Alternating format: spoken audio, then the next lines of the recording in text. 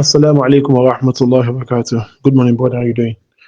So, regarding the surgery to correct varicocele, I honestly don't advise it as the first option or first line of treatment to address the condition because of the series of complications that often set out after the surgical procedure.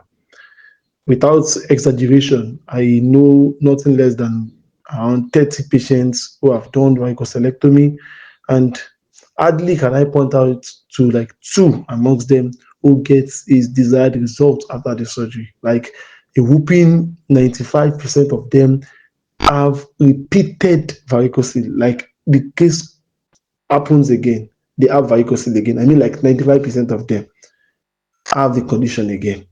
I have someone that have done varicocele surgery 3 times, and the person is preparing to do it the fourth time. So it's just like saying because there's an headache, they want to cut off the head. So that doesn't solve the issue. So varicocele, removing the varicocele does not address the underlying condition. It will come up again, just like women that have fibroids. That's they did myomectomy to remove the fibroids. In most cases, the fibroid will come back again because the underlying factor, the reason why the fibroid is there initially, have not been properly addressed.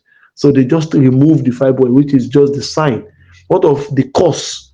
What of the risk factors? What of those underlying conditions that leads to the fibroid initially? If they're not corrected, then it will come up again more radically. So the same thing with varicocele. So I don't recommend it. It should be the only option when there is no other options. But there are a lot of natural medicine. I'm not saying this because I want you to patronize me. No, you can meet others. Just ensure that you are meeting someone who knows about it, someone who can share testimonies with you of patients you have treated. In fact, there's nothing wrong in you asking for a number that, okay, if truly you have treated this condition, give me the numbers of people you have treated. Let me speak with them.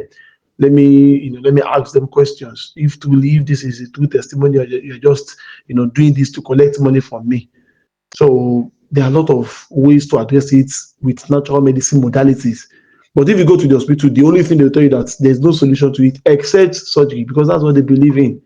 Look at appendicitis. There is no solution to it in conventional medicine. But there are herbs for it that within 2 days, it will, like, you won't see anything called appendicitis again. This is not overhyped. This is what I have the personal experience. My wife had it, a lot of family members, a lot of patients have treated with the condition. So don't say because the doctors said that is the only solution. They are saying it based on their own practice, based on their own limited knowledge, their own limited scope. But if I'm saying this, I will be saying this with proven evidence and results, testimonials that this thing can be treated. It's not 100% assured, but before you go for an invasive procedure, it is more ideal that you use the non-invasive procedures and you ensure that you are getting it from someone who understands and knows what he's doing. So if it happens the way we desired, you get results, then fine and good. Always belongs to God. But if we are unable to get the results and you've exhausted all treatment modalities and there is nothing else to do than to go for the invasive procedure, then that will be the last option. Because if you go for the invasive procedure first, there are complications that often happens, that often occurs, that are not reversible, like they are not correctable. So I pray God Almighty perfect your health and grant you goodness here and hereafter.